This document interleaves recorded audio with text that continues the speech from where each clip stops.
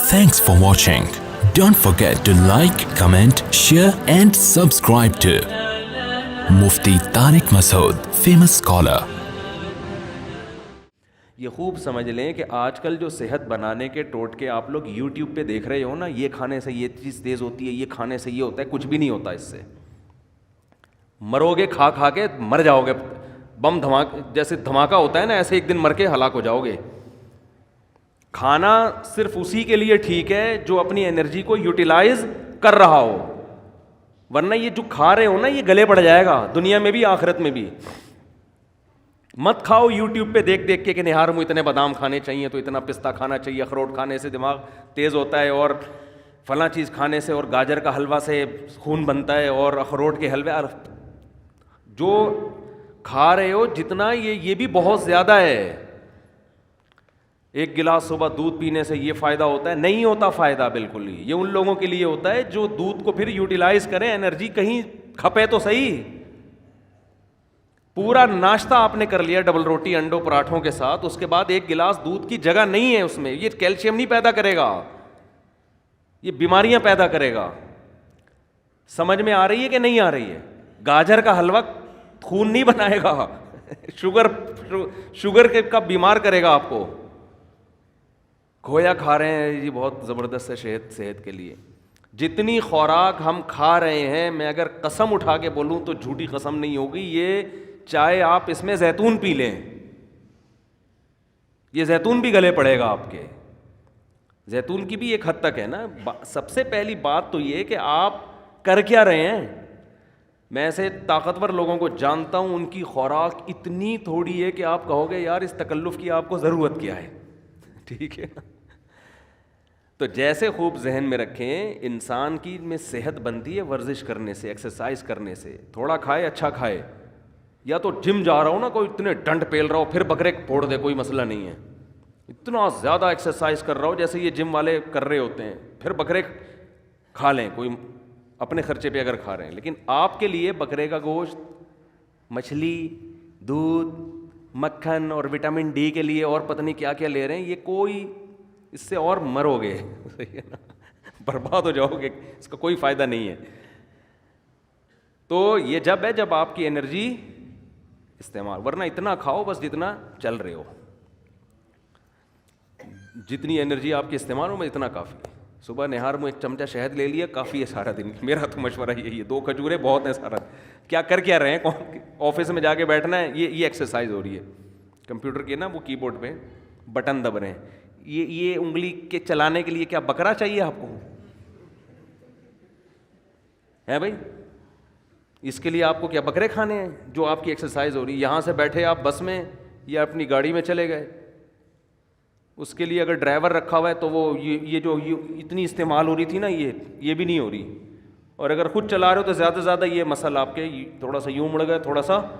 اور جو کراچی میں ایک تھوڑا سا آپشن اچھا آپ کے پاس یہ ہے کہ جگہ جگہ کھڈے آئیں گے آپ کے، تو اس سے گاڑی کے جم بھی ان کا بھی زنگ ختم ہوگا، اور آپ بھی تھوڑا سا ریڑھ کی ہڈی پہ تھوڑا سا دباؤ، اچھل کے نیچے گرو گے.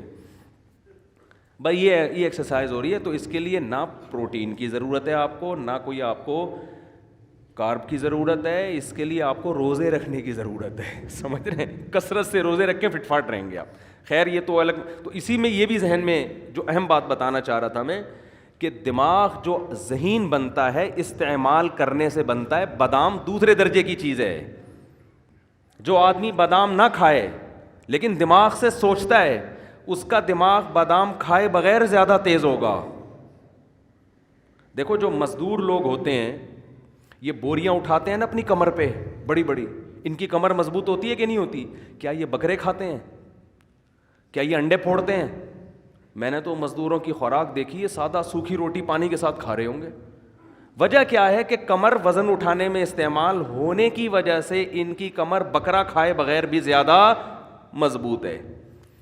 اور آپ روزانہ نہار منہ 2 انڈے پھوڑ رہے ہیں، پراٹھے پھوڑ رہے ہیں، پھر ڈائٹ پلان ڈاکٹر نے آپ کو ٹوپی ڈرامے کے کر کے دیا ہوا ہے ڈائٹ پلان نا، کہ آپ یہ کھائیں اور اتنے یہ آپ کی بہترین خوراک ہو گئی.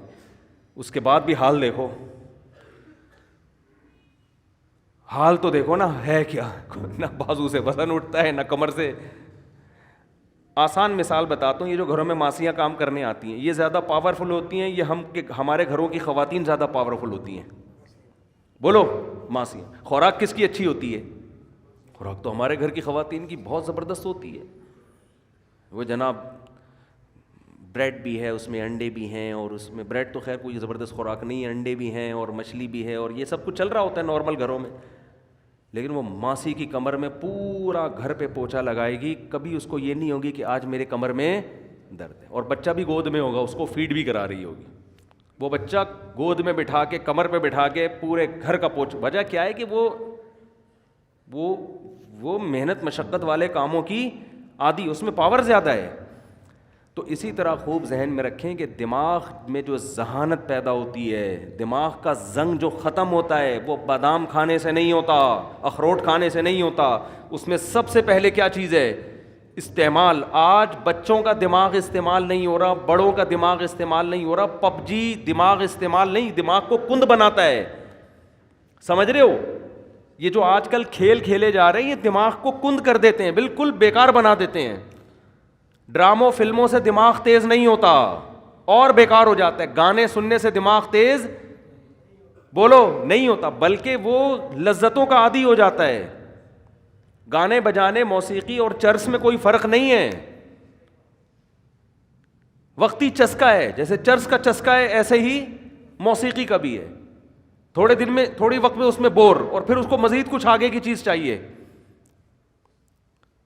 تو دماغ میں اگر آپ نے تیزی پیدا کرنی ہے تو سوچو، سمجھتے ہو، استعمال کیا کرو، پلاننگ کیا کرو صبح صبح اٹھ کے. پھر اس کے بعد جب دماغ آپ کا سوچنے سے تھکے گا تو بجائے الٹی سیدھی چیزیں کھانے کے اخروٹ کھا لو. اس سے کیا ہوگا؟ اس سے دماغ کو طاقت ملے گی. بادام کھا لو، اس سے دماغ کو طاقت ملے گی. پھر اچھی اچھی چیزیں کھاؤ اپنے خرچے پہ.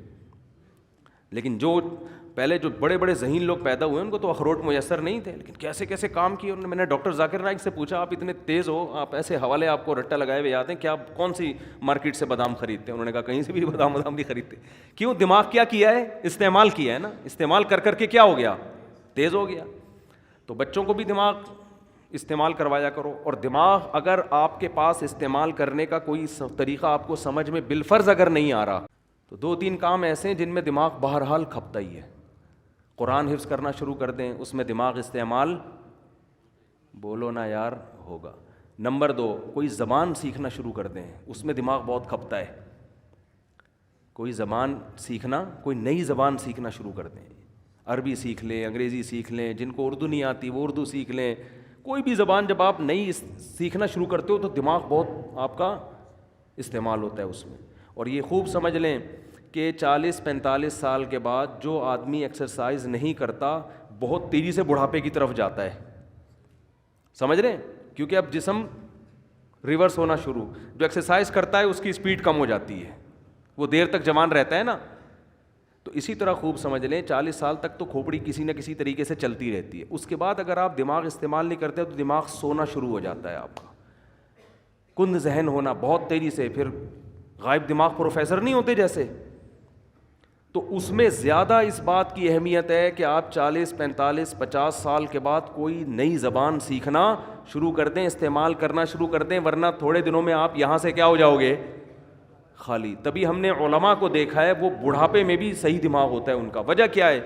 ہمارے شیخ حضرت مفتی رشید احمد صاحب رحمہ اللہ تعالیٰ 78 سال کی عمر، بالکل صحیح دماغ. وجہ کیا ہے؟ روزانہ استعمال ہو رہا ہے نا، فقہی مسائل میں غور کر رہے ہیں، دلائل کا تجزیہ کر رہے ہیں. تو وہ تجزیہ کر کر کے، مسائل میں غور کر کر کے روزانہ مسائل آ رہے ہیں، ان پہ ریسرچ کا کام ہو رہا ہے، تو ان کا دماغ فٹ فاٹ رہتا ہے بالکل. یہ موضوع سے ہٹ کے ذرا بات آ گئی، لیکن اب ہم دوبارہ موضوع کی طرف آتے ہیں. تو میں عرض یہ کر رہا تھا آپ سے کہ کھوپڑی استعمال کیا کریں. صحیح ہے نا؟ کھوپڑی ایسی استعمال ہوگی، کوئی چیز سیکھیں، کوئی تجزیہ کرنا. کتاب لکھنے سے بہت فائدہ ہوتا ہے انسان کو، لیکن خامخواہ کی کتابیں نہ لکھیں فضول بھرمار. کوئی تحقیقی کتاب جس میں آپ کی کھوپڑی استعمال ہو. تو خیر، تو میں یہ عرض کر رہا تھا کہ اندر کا جو انسان ہے نا، اندر کا انسان، اس اندر کا انسان اگر باہر کی وجہ سے خراب ہوگا تو ڈاکٹر صحیح کر دے گا اس کو, نیند صحیح نہیں ہو رہی, یہ لے گولی کھا کے سو جا, یہ کوئی کیمیکل آگے پیچھے ہو گئے ہیں. لیکن اگر اس کی باہر کی وجہ سے نہیں ہے, یہ اندر ہی کا فالٹ ہے, تو یہ نفسیاتی ڈاکٹروں کا کام نہیں ہے. یہ کس کا کام ہے؟ پیغمبروں کا. اور جو پیغمبروں کے جانے کے بعد جو پیغمبروں کے وارث ہیں, جو پیغمبروں کو فالو کرتے ہیں, وہ صرف علماء ہیں, اس کے علاوہ کوئی بھی نہیں ہے. وہ عالم جو باعمل ہو, وہ عالم جس کے پاس صحیح علم ہو, اس کے علاوہ اندر کے انسان کو ٹھیک کرنا کسی کے بس میں نہیں ہے. اور ایسے عالم جو باعمل بھی ہوں اور علم بھی ہو اور تجربہ بھی ہو, ان کو بزرگ کہا جاتا ہے ہماری اصطلاح میں. سمجھ میں نہیں آتی بات؟ تو ہم یوں بھی کہہ سکتے ہیں کہ اندر کا آدمی بزرگوں کی بغیر ٹھیک نہیں ہو سکتا.